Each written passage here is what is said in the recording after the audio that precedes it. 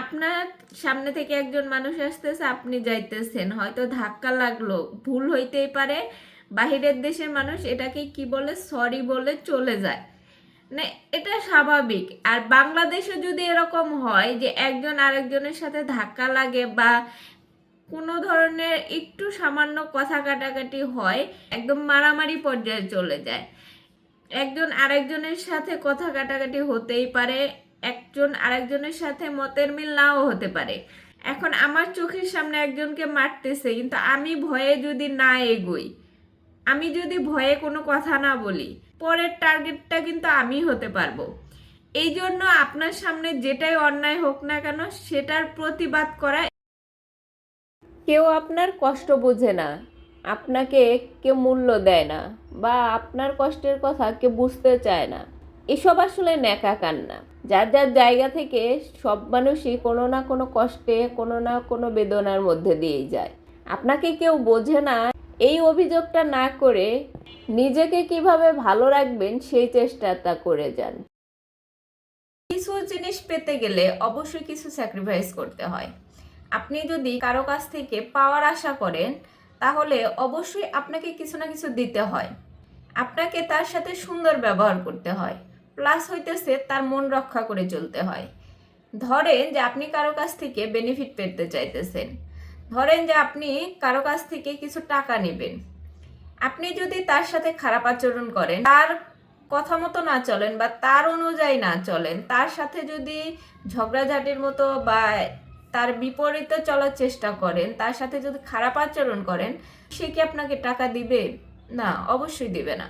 কারণ হইতেছে আপনি কিছু পেতে গেলে তার সাথে আপনাকে সুন্দর কথা বলতে হবে, তার সাথে আপনার ভালো ব্যবহার করতে হবে, প্লাস হইতেছে তার মন রক্ষা করে চলতে হবে।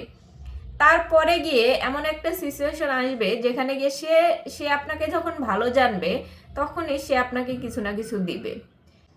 অন্যের চোখে ভালো সাজতে গিয়ে নিজের ভালো লাগাকে বিসর্জন দেবেন না। যে আপনাকে আপনার মতো করে গ্রহণ করতে না পারে, তাকে ছেড়ে দিন। তার কাছে গ্রহণযোগ্য হওয়ার চেয়ে একা থাকা উত্তম।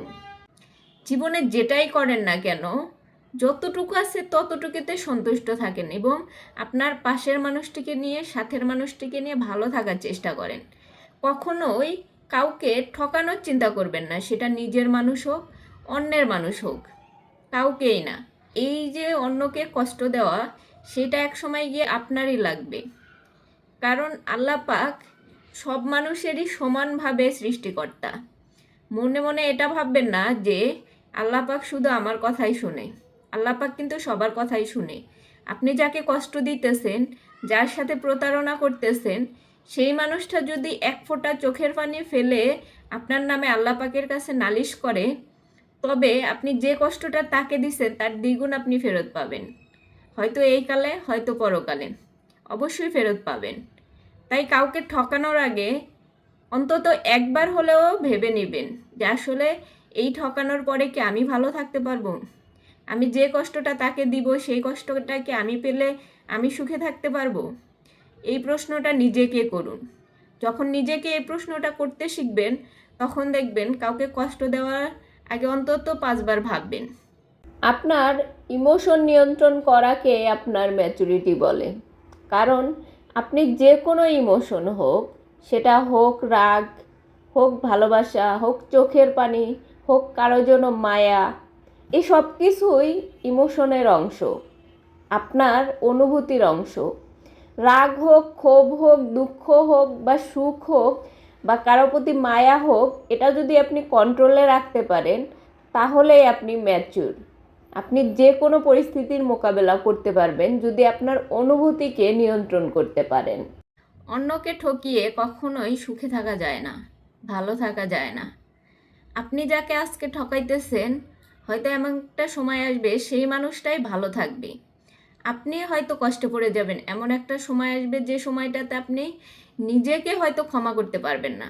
যদি আপনি অন্যকে ঠকাতে চান, অন্যকে কষ্ট দিয়ে নিজে ভালো থাকার চেষ্টা করেন, সেটা মনে হয় কখনোই পারবেন না। কারণ প্রকৃতিতে একটা কথা আছে, যেটা প্রকৃতি নাকি প্রতিশোধ নেয়।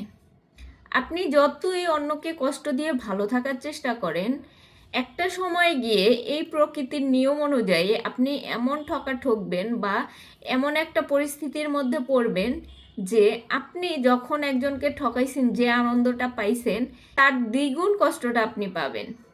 ভেঙে পড়ার কিছুই নেই, জগতে যা কিছু হারিয়ে যায় তার দ্বিগুণ হয়ে ফিরে আসে, অন্য পথে, অন্য রূপে, যে কোনো উপায়ে। আল্লাহ পাক আপনার থেকে কিছু কেড়ে নিলে সেটার বিনিময়ে হয়তো এর থেকেও ভালো কিছু আপনার জন্য রেখে দেয়। তাই ভেঙে পড়বেন না, মনে কষ্ট নেবেন না, আল্লাহ পাক দ্বিগুণ করে ফিরিয়ে দিবে। আপনার আশেপাশের যে মানুষগুলা যারা ধনী তারা কিন্তু আপনার সাথে মিশে কম, আবার আপনার চেয়ে যারা গরিব তারা কিন্তু আপনার সাথে মিশতে চায়। এটাই হচ্ছে নিয়ম, যে আপনার থেকে তারা হলো কিছু একটা বেনিফিট পেতে চায় যারা আপনার থেকে গরিব, আর আপনার থেকে ধনী যারা তারা জানে যে আপনার থেকে কোনো বেনিফিট পাবে না, তাই তারা আপনার সাথে না মিশে আপনার উপরের লোকদের সাথে মেশে বেশি।